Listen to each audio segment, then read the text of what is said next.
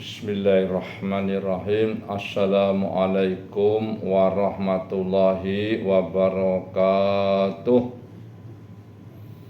Innal hamdalillah nahmaduhu wa nasta'inuhu wa nastaghfiruh wa na'udzu billahi min syururi anfusina wa min sayyiati a'malina. May yahdihillahu fala mudhillalah wa man yudlil fala hadiyalah. Asyhadu alla ilaha illallah wahdahu la syarikalah wa asyhadu anna Muhammadan abduhu wa rasuluhu la nabiyya ba'dah. Allahumma sholli ala sayyidina Muhammadin nabiyil ummi wa ala alihi wa sahbihi wa sallim taslima. Qala Allah ta'ala fi kitabil karim, a'udzu billahi samiil alimi minasyaitonir rajim. Ya ayyuhalladzina amanu taqullaha haqqa tuqatih wa la tamutunna illa wa antum muslimun. Wa'tasimu bihablillahi jami'an wa la tafarraqu. Ya ayyuhan nas ittaqu rabbakumul ladzi khalaqakum min nafsin wahidah wa khalaqa minha zawjaha wa bassa minhuma rijalan katsiran wa nisaa'a wattaqullaha alladzi tasaaluna bihi wal arham innallaha kana 'alaikum raqiba. Ya ayyuhalladzina amanu taqullaha wa qulu qawlan sadida yuslih lakum a'malakum wa yaghfir lakum dunubakum wa may yuti'illaha wa rasulahu faqad faza fawzan 'azima. Wa qala nabiyuna Muhammadin sallallahu alaihi wasallam, fa inna asdaqal hadisi kitabullah wa khairal hadyi hadyu Muhammadin sallallahu alaihi wasallam wa syarrul umuri muhtasatuha wa kullu muhtasatin bid'ah wa kullu bid'atin dhalalah wa kullu dhalalatin finnar. Wa qala aidan, man ahya sunnati faqad ahabbani wa man ahabbani kana ma'i fil jannah. Wa qala aidan, man tamasaka bi sunnati inda fasadi umati falahu ajru mi'ad syahid. Shadaqallahul azim wa shadaqa rasulihil karim. Sahabat fillah yang saya hormati, saya cintai, saya sayangi karena Allah Ta'ala, pertama dan paling utama di dalam kehidupan kita di dunia yang sementara. Sahabat fillah, kita di dunia ini tidak lama. Apa kata Nabi? Usia umatku antara 60 tahun hingga 70 tahun. Maka dari itu, marilah sahabat fillah, kita senantiasa di dunia yang sementara ini meningkatkan ikhtiar untuk meningkatkan kualitas iman dan takwa kita kepada Allah Subhanahu wa Ta'ala. Dengan jalan apa? Yaitu melakukan seluruh perintahnya Allah, baik yang wajib maupun yang sunnah, sembari mengharap ridhonya, mengharap rahmatnya, mengharap surganya Allah Subhanahu wa Ta'ala. Dan sekaligus jamaah, sekaligus sahabat fillah, kita berusaha meninggalkan, menjauhi untuk tidak melakukan seluruh larangannya, apakah itu yang syubhat, apakah itu yang makruh, apakah itu yang bid'ah, apalagi yang haram. Kita jauhi semata-mata kita ini takut akan murkanya, takut akan siksanya, takut akan nerakanya Allah Subhanahu wa Ta'ala. Sahabat fillah rahimani wa rahimakumullah, kita juga wajib bersyukur atas nikmat dan karunia yang diberikan Allah kepada kita yang begitu banyak yang kita tidak mungkin dapat menghitungnya. Karena apa? Saking banyaknya nikmat dan karunia tersebut. Mulai dari nikmat kesehatan, nikmat kesempatan, nikmat kebagaswarasan, nikmat aman fi amanillah. Dan kita diberi polnya nikmat, puncaknya nikmat, yaitu nikmat iman dan Islam. Kenapa sahabat fillah saya katakan polnya nikmat, puncaknya nikmat adalah iman dan Islam? Karena dengan iman dan Islam kita, itulah yang akan menolong kita, yang akan membela kita, yang akan jadi asbab keselamatan kita hidup di dunia yang sementara dan dihidupkan Allah di akhirat nanti yang selama-lamanya. Dan juga kita akan dimasukkan surganya Allah yang penuh kenikmatan abadi selama-lamanya hanya dengan iman dan Islam kita.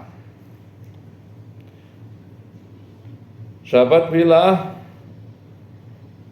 kita di dunia ini betul-betul sementara.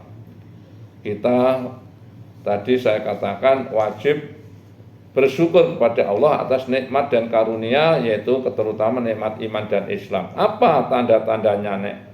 Kalau kita ini memiliki iman, bagi orang yang beriman tidak ada perkara yang lebih menguntungkan, melebihi patuh, tunduk dan taat kepada Allah Subhanahu wa taala. Dan tidak ada perkara yang merugikan, melebihi berbuat maksiat kepada Allah Subhanahu wa taala. Sehingga bagi orang beriman, tandanya adalah apabila melihat, memandang orang-orang mengamalkan agama Allah, maka gembiralah hatinya, bersenang-senanglah hatinya melihat pemandangan, yaitu orang-orang mengamalkan agamanya Allah. Dan tidak ada bagi orang beriman ini pemandangan yang lebih menyusahkan hatinya, menyayat hatinya, melebihi memandang orang-orang berbuat maksiat kepada Allah. Maksiat yang paling besar yaitu berbuat syirik kepada Allah. Selanjutnya yang kedua yaitu meninggalkan sholat 5 waktu. Itulah dosa terbesar. Yang pertama apa? Yaitu mensekutukan Allah. Yang kedua meninggalkan sholat fardu yang 5 waktu. Dan tanda yang lain lagi, sahabat fillah, apabila harta benda hingga pada dirinya orang beriman ini susah gelisah, jangan-jangan memperlambat hisabnya di akhirat. Dan orang beriman ini akan senantiasa gembira bila mana harta benda dunia ini dihabiskan untuk perjuangan membela agamanya Allah, untuk khuruj fi sabilillah, untuk mendakwahkan agamanya Allah ke seluruh alam. Inilah tanda-tanda zahirnya orang beriman. Adapun tanda-tanda orang beriman di dalam Al-Quran banyak disebutkan, difirmankan Allah. Di antaranya apa? Yaitu yang pertama surat Al-Anfal, surat ke-8 ayatnya 2 yang menyebutkan a'udzubillahi samiil alimi minasyaitonir rajim. Innamal mu'minuna alladzina idza dzukirallahu wajilat qulubuhum wa idza tuliyat alaihim ayatuhu zadatuhum imanan wa ala rabbihim yatawakkalun. Sesungguhnya orang-orang yang beriman adalah mereka yang bila mana disebut asmanya Allah, maka gemetar hatinya, dan bila mana dibacakan ayat-ayatnya Allah kepada mereka, bertambah kuatlah imannya, dan hanya kepada Allah lah mereka bertawakal. Sahabat fillah, di sini penekanannya adalah disebut asma Allah, gemetar hatinya. Apa artinya ini? Bila mana disebutkan asma Allah dengan lafaz yang biasa kita dengar dari rumah-rumahnya Allah, Allahu Akbar, dan seterusnya.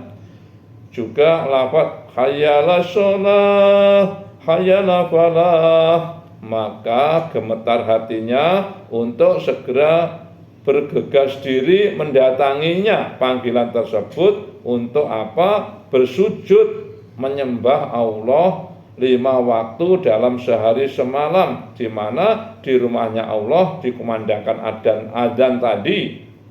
Adzan adalah panggilan Allah untuk bersujud menyembah Allah, mulai dari subuhnya, duhurnya, asarnya, maghribnya, isaknya. Maka bila mana ada kemampuan untuk mendatangi dan hatinya senantiasa bergetar, takut ini maknanya adalah takwa kepada Allah, maka ini tandanya orang tersebut memiliki iman yang baik. Adapun ayat yang kedua daripada tanda orang beriman adalah surat At-Taubah, surat ke-9 ayatnya 18. A'udzubillahi samiil alimi minasyaitonir rajim. Innama ya'muru masajidallah man amana billah wal yaumil akhir wa aqamas shalah wa ataz zakah wa lam yakhsha illallah fa asa ulaika ayyakunu minal muhtadin. Sesungguhnya yang memakmurkan masjid-masjidnya Allah hanyalah orang-orang yang beriman kepada Allah dan hari kemudian, serta tetap melaksanakan sholat, menunaikan zakat, dan tidak takut kepada apapun, tidak takut kepada siapapun, takutnya hanya kecuali kepada Allah semata. Maka mudah-mudahan mereka termasuk orang-orang yang mendapatkan petunjuk. Sahabat fillah, di surat At-Taubah ayat ke-18 ini, bila mana kita ini mampu memakmurkan masjid-masjid Allah di mana saja kita berada, tidak pandang masjidnya yang dibangun oleh organisasi apapun, kita datangi bila mana ada diseru panggilannya Allah berupa adzan tadi. Ini juga ada kaitannya dengan surat Al-Anfal surat ke-8 ayat 2 tadi. Bila mana 5 waktu memakmurkan masjid, itu tandanya beliau itu memiliki iman yang baik, memiliki iman yang sempurna. Jadi yang pertama surat Al-Anfal, gemetar hatinya bila mana disebut asmanya Allah, dari rumah-rumahnya Allah. Yang kedua surat At-Taubah ayat 18 menyebutkan kita ini wajib memakmurkan masjid-masjid di mana saja kita berada, bila mana kita ini disebut memiliki iman yang baik, iman yang benar. Adapun tanda yang ketiga itu saya ambilkan dari surat Al-Hujurat surat ke-49 ayatnya 15. A'udzubillahi minasyaitonir rajim. Innamal mu'minuna alladzina amanu billahi wa rasulihi summa lam yartabu wa jahadu bi amwalihim wa anfusihim fi sabilillah ulaika humus shadiqun. Sesungguhnya orang-orang mukmin yang sejati adalah mereka yang beriman kepada Allah dan Rasul-Nya, kemudian mereka tidak ragu-ragu dan mereka berjihad dengan harta dan jiwanya di jalannya Allah. Mereka itulah orang-orang yang benar. Jadi sahabat fillah, mereka ini adalah orang yang benar, yaitu memiliki iman yang sejati, menjadi mukmin yang sejati.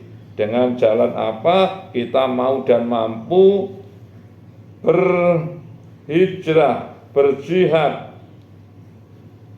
yaitu berjihad dengan harta dan jiwa kita untuk memperjuangkan agamanya Allah, membela agamanya Allah, mendakwahkan agamanya Allah. Mendakwahkan bagaimana? Yaitu mengajak seluruh manusia manusia di seluruh alam kita ajak patuh dan tunduk taat kepada Allah Subhanahu wa taala, mau dan mampu memakmurkan rumah-rumahnya Allah tadi sesuai dengan 2 ayat yang sebelumnya. Kita mau berjihad, berjuang, berperang, bahkan jihad ini maknanya sebetulnya berperang. Zaman dulu kalau sahabat berperang adalah mengangkat pedang. Kita tidak perlu mengangkat pedang, cukup mengangkat sajadah, diajak dibawa orang-orang 5 waktu ke rumahnya Allah, ke masjidnya Allah untuk 5 waktu berjamaah. Adapun ayat berikutnya ke depan yaitu surat Al-Baqarah, surat kedua ayat 218. A'udzubillahi samiil alimi minasyaitonir rajim. Innaladina amanu waladina hajaru wajahadu fi sabilillah ulaika yarjuna rahmatallah wallahu ghafurur rahim.